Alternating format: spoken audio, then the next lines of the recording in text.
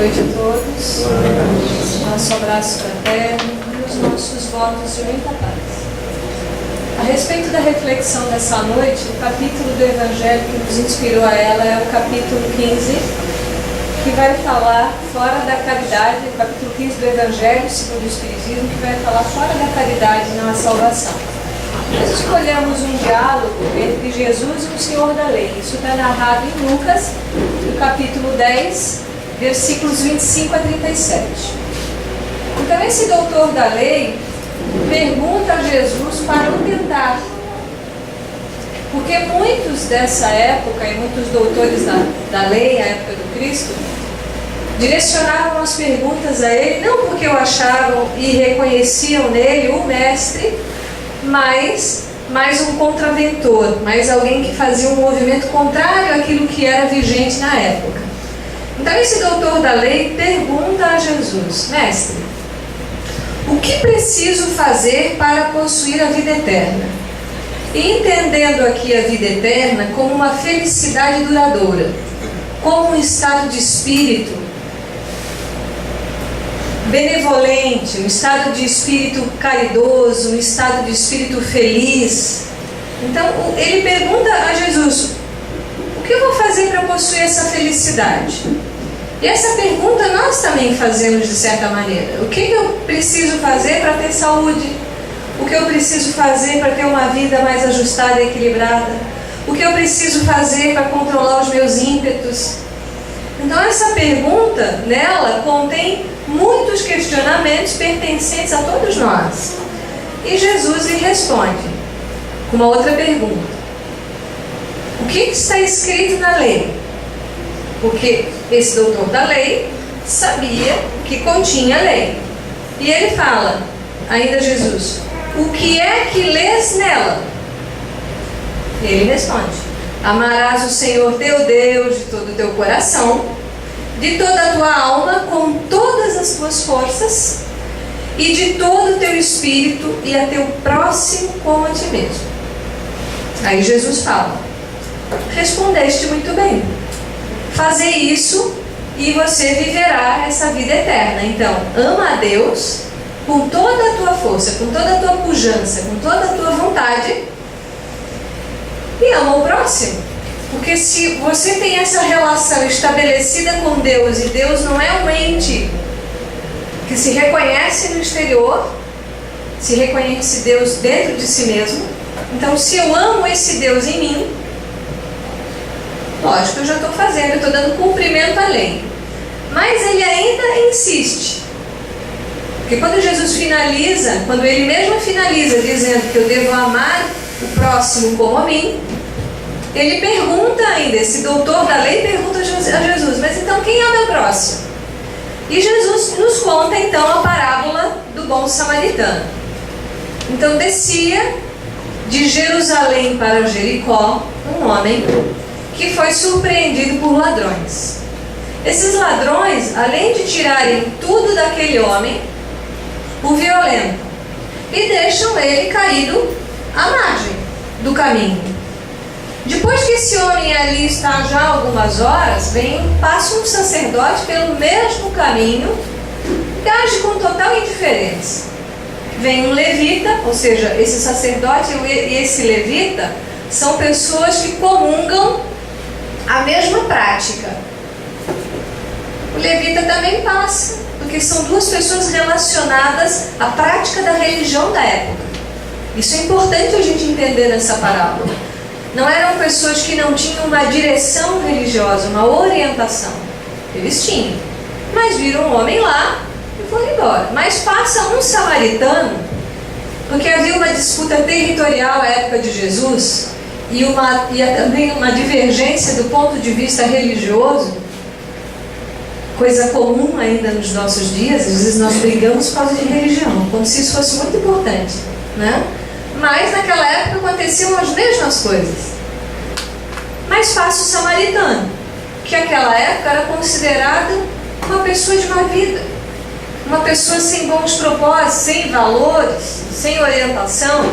Mas, no entanto, é esse homem que que acolhe aquele homem que ele não sabia quem era, que o coloca no seu cavalo, ou seja, ele sai do seu cavalo, coloca esse homem aí, o leva a uma estalagem, pede para o dono da estalagem fazer tudo o que fosse possível por esse homem, lhe dá o dinheiro necessário para as despesas e ainda fala: na volta da minha viagem, se faltar algum recurso, eu pago, eu quito essa dívida. Aí Jesus pergunta ao doutor da lei: quem é o próximo? E essa pergunta, ela tem uma dubiedade, né? Quem é o próximo em relação a esse homem jogado no caminho?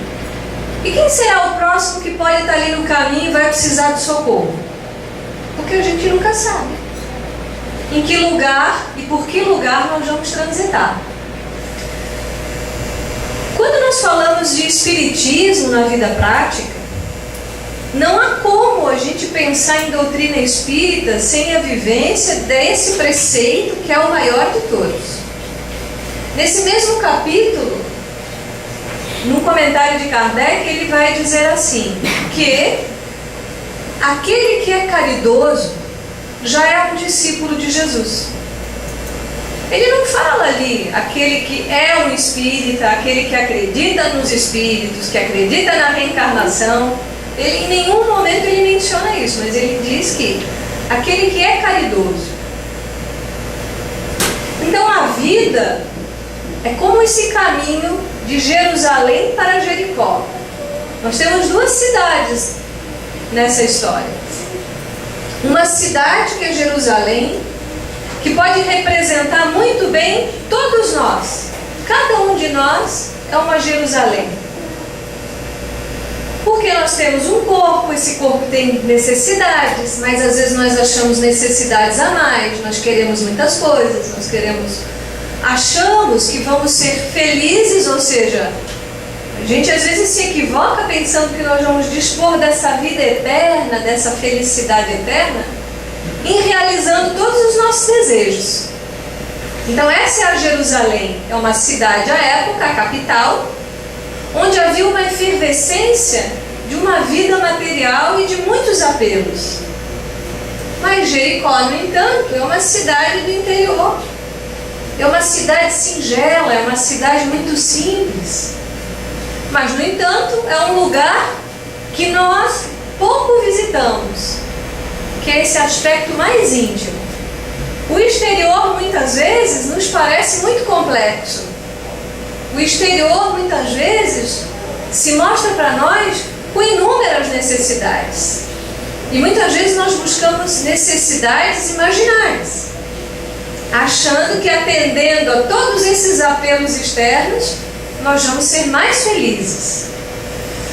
Mas seguindo aqui a nossa linha de raciocínio, Jesus vai usar uma máxima quando fala a Tiago, dizendo assim: quem me segue não anda em trevas. E essa escuridão nós podemos interpretá-la como esse estado de ignorância que a grande maioria de nós vive. E seria até importante retratar essa fala, porque de alguma maneira nós somos ignorantes de muitas questões íntimas. Todos nós sofremos da ignorância, por uma coisa ou por outra coisa, por não sabermos disso ou por não sabermos daquilo. Quando Jesus fala das trevas, ele não fala de uma ignorância do ponto de vista técnico, mas ele fala de uma escuridão. É como se nós estivéssemos nessa escuridão, não percebendo quem realmente nós somos. E ele complementa: não basta admirar, mas ser um exemplo vivo, aonde você estiver. Refletir sobre cada tema que a vida nos traz, refletir sobre cada circunstância que nós vivemos no nosso cotidiano, é sintonizar com as nossas atitudes em todo esse campo da vida onde nós agimos. Então nós vivemos, por exemplo, muitos de nós aqui temos a orientação espírita como a nossa orientação de vida, mas isso não nos coloca num lugar especial diante da nossa experiência prática na vida. Ao contrário, como diria Jesus, nos coloca diante da porta estreita. Porque nós vamos cada vez mais percebendo como nós nos comportamos. Cada vez mais essa peneira vai ficando mais fina em relação a nós mesmos. Porque é muito fácil nós fazermos o julgamento alheio, como diria Jesus.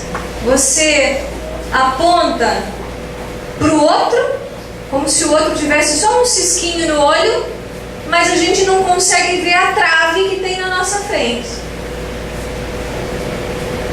Então essa reflexão nos faz pensar que, quando eu tenho uma orientação, isso deveria me auxiliar na vida prática a viver de uma forma diferente. E aqui nós trazemos 2 exemplos para ilustrar. No ano passado nós fizemos um seminário e o palestrante fala que ele conta a história de um orador espírita que é da palestra numa casa espírita, numa cidade do interior de Minas. Só que à frente dele vinha um carro tão lento, mas tão lento que várias vezes ele teve vontade de buzinar, porque aquele carro estava muito devagar. Imagina o mineiro, né? Muito devagar, no seu passo. Para onde aquele carro virava, ele também virava, mas que ambos estavam fazendo o mesmo caminho. E várias vezes ele quase buzinou, mas teve muitos ímpetos. Quando ele para no centro espírita, quem é que sai do carro? A presidente do centro. A história acaba aqui. Mas quantas vezes isso acontece conosco na nossa vida prática, no nosso cotidiano? Não que nós não somos pessoas santificadas ainda.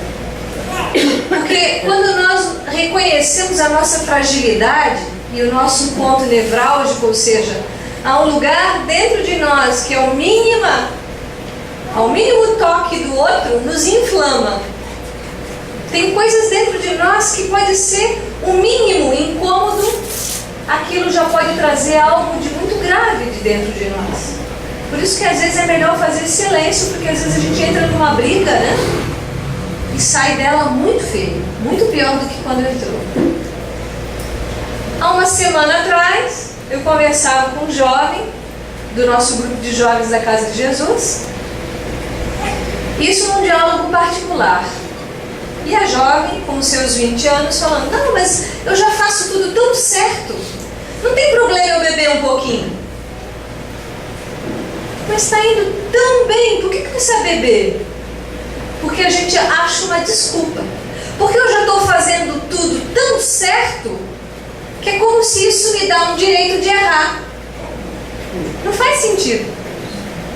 Não faz o mínimo sentido. Mas assim nós vamos justificando os nossos erros. E vamos esquecendo que a gente tem que se tornar um cristão que se lapida cada dia mais. Por isso que Jesus fala dessa autovigilância. Não é para eu olhar a vida alheia. Eu não tenho que controlar se o outro bebe ou não bebe, se o outro fuma ou não fuma, se o outro fala mal da vida alheia. Eu tenho que cuidar de mim.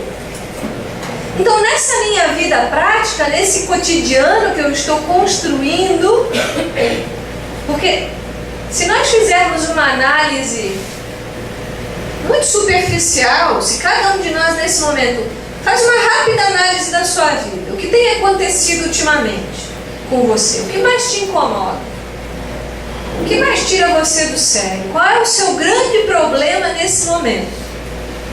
Isso vem de onde? Quem é que gerou tudo isso? Tem pessoas que vão ter uma desculpa a vida inteira. Ah, eu sou assim porque o meu pai é assim. Eu sou assim porque eu fui abandonado. Eu sou assim por causa do meu marido. Eu sou assim por causa do filho. Eu sou assim por causa do tio, do vizinho, da Dilma. Não consegue olhar para si e perceber que a sua vida, para ser melhor, depende de você. E Emmanuel ele vai colocar assim, que da conduta dos indivíduos depende o destino das organizações. Nós fazemos muito isso. Todos nós fazemos quando a gente não consegue dar conta. Aí a gente arranja uma desculpa. Se não, dali a pouco é o obsessor. É um problema espiritual. Então a gente sempre vai ter um álibi para não assumir essa responsabilidade. Mas Jesus deixa bem claro, ele diz a cada um segundo as suas obras. Então nós temos um estilo de vida, cada um de nós. Eu tenho um professor que diz que a televisão às vezes é uma péssima companhia. Como o celular às vezes é uma péssima companhia também, dependendo do uso que eu faço. Aí nesse cotidiano eu tenho hábitos muitas vezes que não vão incentivar o melhor de mim. Não vão incentivar eu ser realmente esse cristão. Esse cristão é uma pessoa que é caridosa. Aí na questão 886 do Livro dos Espíritos, quando Kardec pergunta como entendia Jesus a caridade, diz benevolência para com todos. Ser benevolente é ser uma pessoa boa. Então, é muito pouco eu ser, por exemplo, um bom mecânico. Mas eu tenho que ser um bom mecânico bom. Isso vai ser a diferença. Porque às vezes nós somos bons do ponto de vista técnico. Às vezes nós somos bons porque somos versados em alguma área. Nós temos a habilidade. Mas a benevolência é ser bom mesmo. Não é ser bom em algo, mas é ser bom. Porque esse mecânico que é um bom mecânico, na hora de cobrar ele pode não ser justo. Ele pode enfiar a faca, como diz. Esse bom mecânico, ele é ótimo. Mas na hora de trocar a peça, ele põe uma peça que não é nova e cobra pela peça nova. Então a benevolência, esse bem, é para comigo e para com o outro. A indulgência passa por uma situação que é uma situação de suportar, de se tornar resiliente, de passar pelas situações da vida alentando, não só alentando, mas melhor dizendo, alicerçado na fé. E isso se vai construindo ao longo da vida. Por isso que precisamos de muitas existências. Porque nós temos impressões dentro de nós graves. E muitas vezes essas impressões ficam maquinando dentro das nossas mentes, muitas vezes não nos deixando dormir. Quantas horas muitas vezes nós perdemos de sono? Porque a mente, essa mente, fica dizendo para mim, essa mente perturbada, que nós todos temos. Eu sou assim mesmo, sou uma droga mesmo, tá vendo? Está acontecendo de novo. Olha, eu mereço isso, é karma negativo. Tem que passar por isso, eu tenho que sofrer mesmo. Nós ficamos horas, muitas vezes, ruminando, mas por quê? Ainda não se ressignificou uma atitude. Porque não é que nós estamos pagando o passado necessariamente. É que no presente esse passado ainda tem uma ascensão sobre mim. Eu ainda me identifico com essas cristalizações, com esses pensamentos, com esses hábitos. Mas enfim, perde uma hora no celular, por exemplo, vendo a vida de todo mundo, lendo um monte de coisa que não contribui, que não soma. Onde é que está o Espiritismo muitas vezes nessa minha vida prática? Se às vezes nós dispomos de tanto tempo para coisas que não geram realmente equilíbrio e saúde. Porque as impressões que nós vamos absorvendo são como tijolos de uma construção. Às vezes nós estamos construindo a nossa própria prisão pelos hábitos. E isso é muito claro para todos nós, não é difícil de entender. Mas por que continuamos? Então, Jesus, ele vai nos apontando essas resoluções para os nossos conflitos. Ele vai dizendo para nós que essa postura, esse que seja o teu sim e o teu não, não é que nós vamos nos tornar pessoas radicais, ao contrário. Porque essa firmeza, eu emprego ela em mim. Eu vou empregar essa firmeza dessa mudança. Agora eu não posso cobrar isso de ninguém. Lembrando Emmanuel, Se eu, como indivíduo, a minha conduta, depende das organizações. E eu gosto muito de uma frase de Gandhi quando ele diz: quando um ama por milhões, ele está falando a verdade. Quando uma pessoa se pacifica na sua intimidade, quando uma pessoa consegue amar verdadeiramente, isso tem um impacto enorme, mas pelo exemplo, não pela falácia. É por essa atitude que essa criatura vai cultivando no seu dia. Mas tudo bem, mas daí nós podemos pensar um pouco mais: poxa, mas eu faço o evangelho, eu estou me esforçando, tá vendo? Mas comigo parece que dá tudo errado, e olha lá o outro. Mas se nós formos nos basear nisso, nós vamos continuar no mesmo lugar. Porque nem sempre as facilidades do mundo, elas estão retratando uma realidade. Às vezes é muito atrativo aquilo que eu vejo no outro, mas nem sempre aquilo que eu estou vendo é a realidade. Chico Xavier conta uma história num livro que chama Almas em Desfile, falando de um casal muito abnegado, frequentador do centro, pessoas muito amoráveis, mas do centro para fora eles se mostravam duas pessoas muito retraídas, sabe, sem dar muita abertura para qualquer diálogo. E o diretor desse centro espírita ficou muito preocupado com aquela atitude daquelas pessoas. E eles propuseram então fazer um evangelho no lar semanalmente na casa de cada trabalhador, até para investigar um pouco por que aquele comportamento não fechava muito. E quando chegou a vez de fazer o evangelho na casa desse casal, eles ainda fizeram uma certa resistência, mas aí o presidente argumentou muito bem: então tá bem, vamos abrir a nossa casa. E foram recebidos muito bem. Depois do evangelho serviu um café e um pão de queijo, porque também é em Minas Gerais. Mas quando essas pessoas voltaram para casa, e esse casal tinha um filho de compleição muito bela, um jovem muito belo, quando as pessoas voltaram para suas casas, o grupo do centro espírita, um deu falta do relógio, o outro da carteira, o outro de mais um objeto. E no outro dia o casal, o esposo, chega e vai devolvendo as coisas para as pessoas e pede desculpas, porque o filho, ele sofria de uma demência e o impulso dele é furtar as coisas dos outros. E daí o diretor do centro espírita ficou tão constrangido com aquele julgamento antecipado, porque na verdade aquele casal sabia dessa obsessão desse filho. Na verdade eles protegiam as pessoas e se protegiam de viver algum inconveniente. Então essa é uma atitude também na nossa vida prática. E lógico que essas reflexões eu sempre me incluo, porque quantas vezes nós somos movidos pelo impulso da inveja? Quantas vezes isso nos move?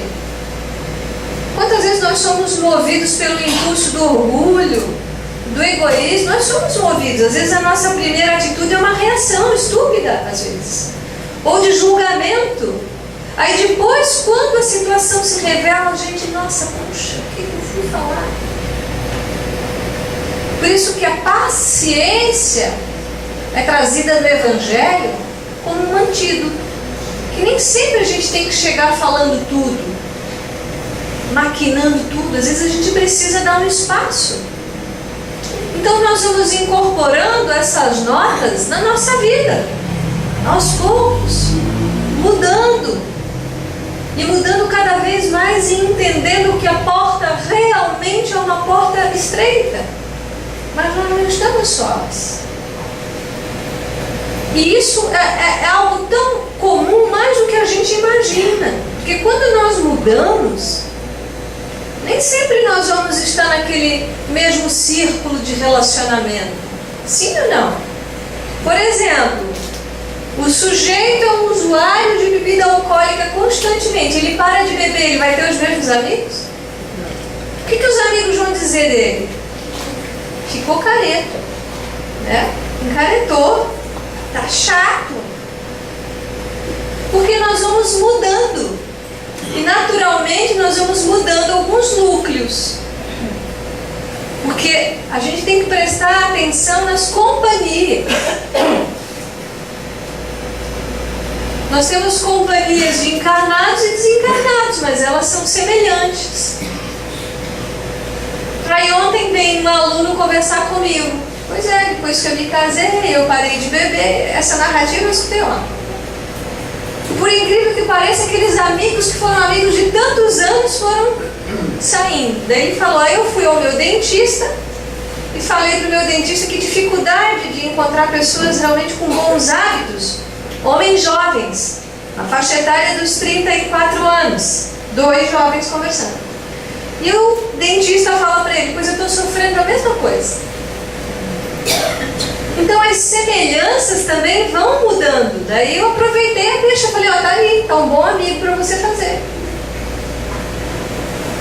Porque existem pessoas que vão incentivar a nossa mudança e realmente vivenciarmos de forma prática. E isso não quer dizer a gente se isolar. Por favor, eu não estou falando isso. Nem tampouco a gente fechar as portas para o outro que precisa, de forma nenhuma. Mas é aqueles do teu núcleo mais íntimo, esses são os nossos incentivadores diretos. Como nós devemos ser, nessa vida prática, incentivadores para que outras pessoas olhem para nós, não na nossa perfeição, mas percebam que já houve mudanças na nossa forma de viver. E que isso, de certa maneira, instigue o outro. Puxa, mas aquela pessoa está tão bem. Puxa, perdeu tudo, olha, nem reclamou.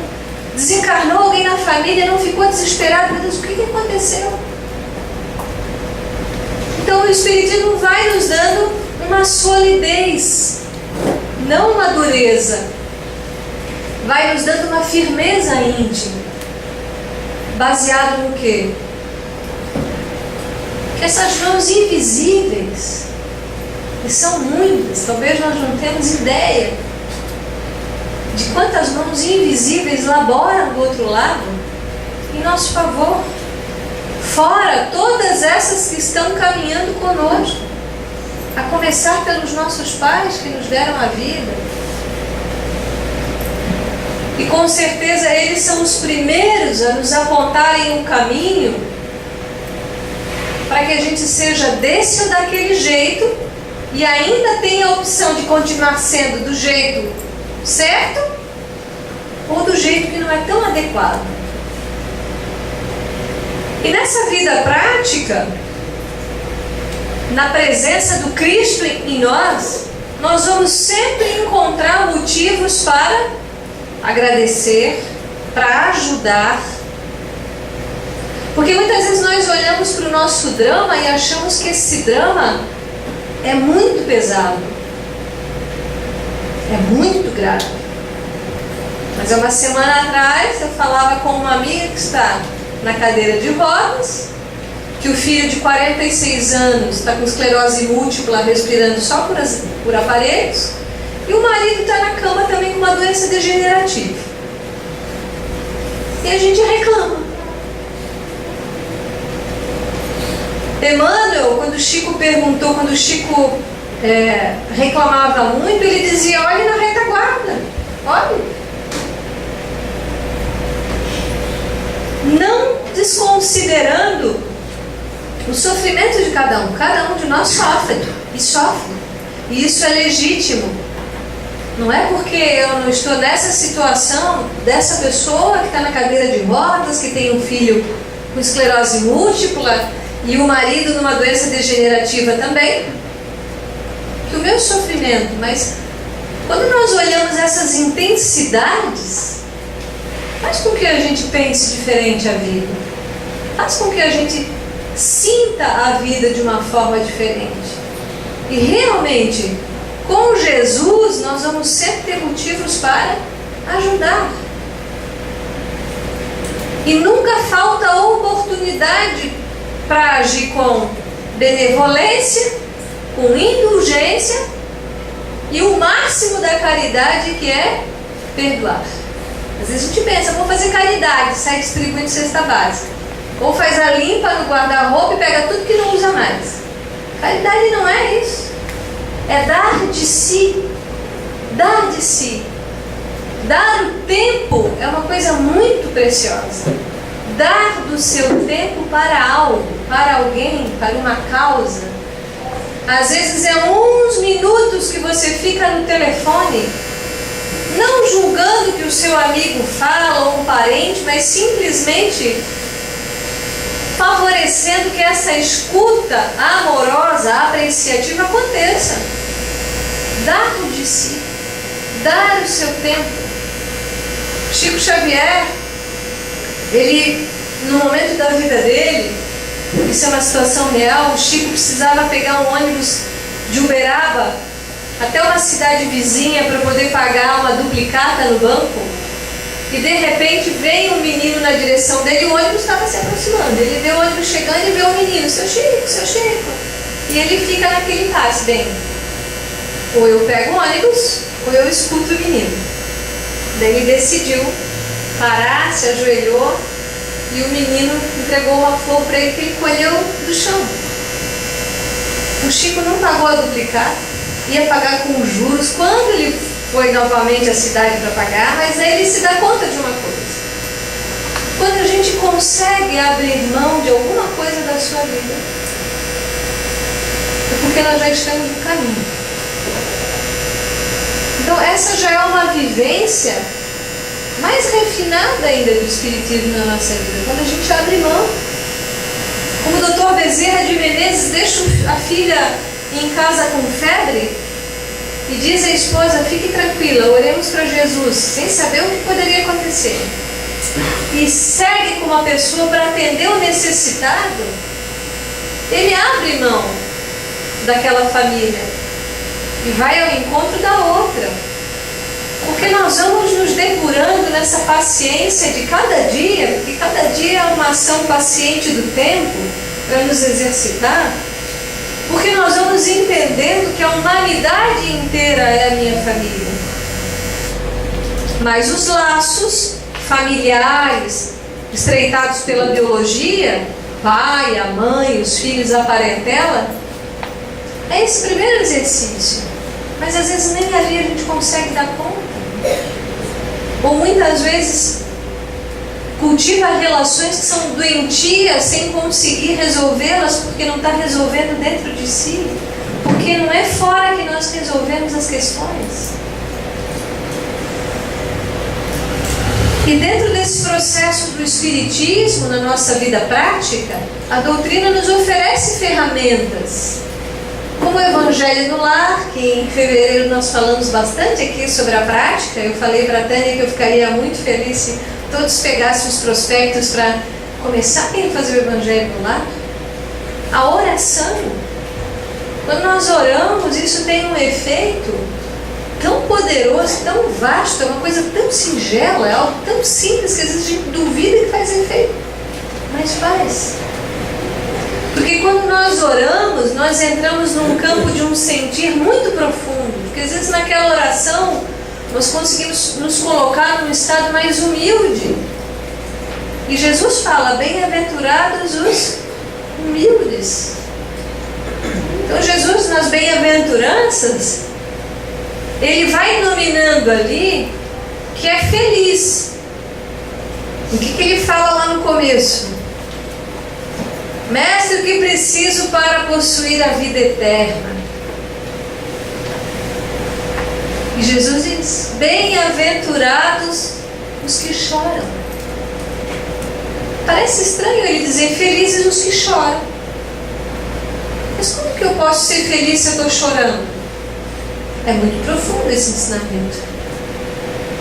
Porque quando nós reconhecemos a nossa fragilidade, e todos somos muito frágeis em muitos aspectos, e nesse processo do reconhecimento das nossas dores, dos nossos conflitos, nós nos tornamos felizes sim.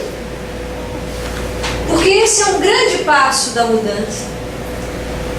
Há uma madre muito conhecida dentro do meio católico, chama Madre Cabrini, uma italiana. E durante toda a sua jornada, ela foi uma pessoa que sempre foi muito frágil do ponto de vista físico, era uma médium fantástica. E ela sempre escrevia cartas às amigas da congregação, que é o Coração de Jesus, que é fundado pela Madre Cabrini, dividindo com as irmãs as suas dificuldades. Não é porque nós temos uma religião que nós não vamos ter conflito. Não é porque nós estamos no meio espírita que nós não vamos ter dificuldade. Mas quando nós reconhecemos isso, a nossa fragilidade, por incrível que pareça, a gente se fortalece. Então nós vamos vendo então que tudo isso que é teórico, que está na codificação, pouco a pouco, mas pouco mesmo, vai sendo a nossa vida prática. Em todo momento nós vamos lembrar e refletir mais sobre os ensinamentos. Bem-aventurados, felizes que são mansos. Mas se de repente a pessoa não revida, o outro vai dizer: que frouxo. Meu filhinho, se o amiguinho te bater na escola, vai lá e bate. O vovô falando para ele: não, neto meu não apanha. Será que Jesus diria isso? Ele fala de uma mansidão. Não é que eu sou conivente com o erro, mas eu não posso revidar, eu não posso reagir. Quem reage é bicho. Se você pisa na patinha do seu cachorrinho, que você cuida há anos, o que vai acontecer? Se você pisa na patinha do seu cachorrinho, se você pisa no rabinho do seu gato, o que ele vai fazer? Vai te dar um beijo? Quem reage é bicho. O bicho morde. Às vezes a gente morde. Mas Jesus fala: bem-aventurados os pacíficos. Bem-aventurados os que têm sede e fome de justiça. Todos nós queremos justiça. E hoje a gente vê muito essa bandeira, está muito na mídia, justiça. Mas eu sou justo onde eu estou, eu sou justo onde eu vivo, eu sou justo dentro da minha família, no meu bairro, dentro do elevador, quando eu estaciono meu carro.